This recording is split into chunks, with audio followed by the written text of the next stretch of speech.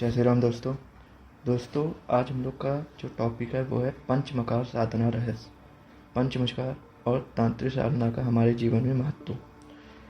तो युगों युगों से तंत्र साधना मानवता के उद्धार और कष्टों को दूर करने के लिए प्रकृति में उपलब्ध गुणों को खोज कर निकल लाई है। जैसा कि हम सभी जानते हैं कि इस सृष्टि में प्रकृति ने सभी प्रकार के कष्टों का निवारण पहले से ही दे रखा है। प्राचीन काल में सन्यासी, ऋषि, मुनि और तांत्रिक इन्हें खोज निकालते थे। आधुनिक युग में वैज्ञानिकों को ही पूर्व में तांत्रिक और ऋषि कहा गया था। हमारे हिंदू धर्म में सभी चीज़ों को खोज बहुत पहले ही हो चुकी है, परंतु जब आज वही पुरानी चीज़ें आधुनिक वैज्ञानिक फिर से दुनिया को बता रहे हैं तो हम आश्चर्य होता है। मैं यहाँ कुछ उदाहरण देता हूँ। आधुनिक युग का रेडियो, जिसे हम कुछ वर्षों से जानते हैं, हमारे ऋषि मुनियों द्वारा प्राचीन काल से साधना और ध्यान मग्न मात्र होने से दूर बैठे मनुष्य से वार्तालाप हो जाता था। तांत्रिक साधना में एक तांत्रिक रेडियो को समान ही सही समय पर सही किरणों के प्रभाव से दूर दूर बैठे लोगों के साथ जुड़ सकता है। इस प्रकार वह प्राणियों के कष्ट को दूर कर सकता है। तंत्र साधना की वजह से तांत्रिक इन किरणों से ध्यान मग्न होकर अपनी आंतरिक शक्ति भी बढ़ाता है। तांत्रिक क्रिया सदैव ही प्रकृति के नियमों के अनुरूप चलती है। ये पूरा संसार ही एक तांत्रिक क्रिया है। तांत्रिक क्रिया के पंचमकार से मिलकर ही पूरी होती है। पंचमकार यानी कि तंत्र क्रिया के 5 स्तंभ मास, मत्स्य, मुद्रा, मद्रा और मैथुन तांत्रिक क्रिया के पंचमकार हैं तथा बिना इन पंचमकार के सम्मिलन से सृष्टि में जीवन का संचालन असंभव है। तो हम लोग जानते हैं कि मास, इस सृष्टि में प्राणी का जन्म ही मांस के लोथड़े के रूप में हुआ है। ऐसा कोई भी प्राणी नहीं है जो पंचमकार के प्रथम मांस से वंचित रहकर जीवन यापन कर सके। मांस के रूप में ही मनुष्य एवं जीवों की अपनी माँ के गर्भ से उत्पत्ति हुई है। हर प्राणी किसी न किसी प्रकार मांस का उपयोग अपने दैनिक क्रिया में करता है, चाहे वह भोजन में हो, मांस हो लेना हो या फिर किसी को छूना, देखना या महसूस करना, सभी में मांस की प्राथमिकता है। जब माँ के गर्भ में जीवन का विकास होता है तब उसका सबसे पहला वजूद मांस के रूप में ही होता है। इससे सिद्ध होता है कि जीवन की शुरुआत ही पंचमकार के प्रथम मास से होती है। दूसरा हम लोग का है मत्स्य। मत्स्य का शाब्दिक अर्थ मछली से होता है, परंतु तंत्र क्रिया में अथवा पंचमकार में मत्स्य का मतलब चंचलता या गति से होता है। जिस प्रकार मछली अपने जीवन प्रयत्न गतिमान रहती है और पानी के विपरीत दिशा में काटते हुए अपने लक्ष्य को प्राप्त करती है, उसी प्रकार तंत्र साधना के अनुसार बिना गति के कोई भी जीव इस संसार में रह ही नहीं सकता। पंचमकार में के मांस गुण के प्राणी में आने के बाद मत्स्य गुण का होना एक मांस को गति प्रदान करता है। पंचमकार के दूसरे मकार मत्स्य से ही संसार के जीवों को हमेशा आगे बढ़ने की इच्छा मिलती है। मत्स्य गुणी व्यक्ति को नए कार्यों के प्रति प्रगतिशील बनाता है। थर्ड हम लोग का है मुद्रा। तंत्र में मुद्रा के 2 रूप हैं। पहला, मुद्रा यानी किसी प्रकार की क्रिया जो व्यक्त की जा सके, जैसे योनि मुद्रा, लिंग मुद्रा, ज्ञान मुद्रा और भी मुद्राएं। दूसरा मुद्रा का मतलब है खाद्य पदार्थ से भी है, जैसे चावल के पिंड। पंचमकार के मांस मत्स्य गुण धारण करने के बाद जीव में सही मुद्रा क्रिया के ज्ञान का होना अति आवश्यक है और सही क्रिया को करने के लिए सही खाद्य पदार्थ की भी आवश्यकता है।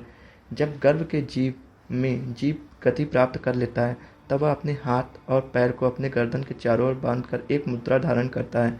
जैसे ही वह अपनी माता द्वारा ग्रहण किया गया भोजन को अपना आहार बनाता है, उसके हाथ पैर में गति आ जाती है। ये पंचमकार के तीसरे माह का श्रेष्ठ उदाहरण है। चौथा हम लोग का आता है मदिरा। तंत्र में मदिरा का अर्थ नशा है। आम मनुष्य मदिरा पीने वाले नशे को ही तंत्र से जोड़ते हैं, परंतु सही मायने में पंचमकार में मदिरा रूपी नशे को किसी लक्ष्य की प्राप्ति के लिए होने वाली लग्न को कहते हैं। ईश्वर की भक्ति को प्राप्त करने का नशा ही तांत्रिक को कठिन से कठिन साधना पूरा करने के लिए प्रेरित करता है। जीव को आगे बढ़ने के लिए स्वयं में मदिरा गुण लाना अति आवश्यक है। पंचमकार के ये चारों गुण जब साथ मिलते हैं तो वह जीव मांस शरीर, मत्स्य गति, मुद्रा क्रिया, आहार और मदिरा नशा के बाद अपनी जीवन में कोई भी लक्ष्य प्राप्त कर सकता है। जब बालक अपने माँ के गर्भ में बड़ा हो रहा है तो वह समय उसके लिए बहुत कष्टकारी होता है। माँ के द्वारा ग्रहण किया गया भोजन उसकी कोमल त्वचा को चोट पहुँचाता है। अति गति आने के बाद और माँ से आहार मिलने से के बाद वह जीव स्वयं को इस कष्ट के निकलने के लिए ईश्वर से प्रार्थना करता है। उसके अंदर मदिरा गुण का प्रवेश होते ही वह अपने कष्ट को दूर करने के लिए ईश्वर की प्रार्थना में लीन हो जाता है। मैथुन, अब हम लोग का 5वां महावाक्य है मैथुन। मैथुन का अर्थ है मथना। तंत्र में मैथुन का बहुत महत्व है, परंतु इसे किस प्रकार अपने जीवन में अपनाना है वह जानना बहुत जरूरी है। अधिकतर लोगों को तंत्र के बारे में ये भ्रांति है कि यहाँ तांत्रिक को मैथुन करने की छूट है। मैं यहाँ पंच मकान में इस 5वें और बहुत ही महत्वपूर्ण माह के बारे में बताना चाहता हूँ, जो आप इस प्रकार सुन सकते हैं। तंत्र में ये कहा गया है कि इस संसार में पाई जाने वाली हर वस्तु को यदि सही प्रकार से मथा जाए तो एक नई वस्तु का जन्म होता है, जिसका उदाहरण हमारे शास्त्रों में समुद्र मंथन से दिया गया है। समुद्र मंथन के समय सागर के मंथन से विभिन्न प्रकार की वस्तुओं की जन्म हुआ था, जिसमें विष और अमृत की उल्लेख प्रमुख है। गृहस्थ जीवन में भी जब एक पुरुष अपनी स्त्री के साथ मैथुन करता है, अपने वीर को स्त्री के बीज के साथ मंथन करता है, तो एक बालक के रूप में नए जीवन की निर्माण होता है। इसलिए मैथुन करने से तंत्र में कुछ नया निर्माण करने की बात कही गई है।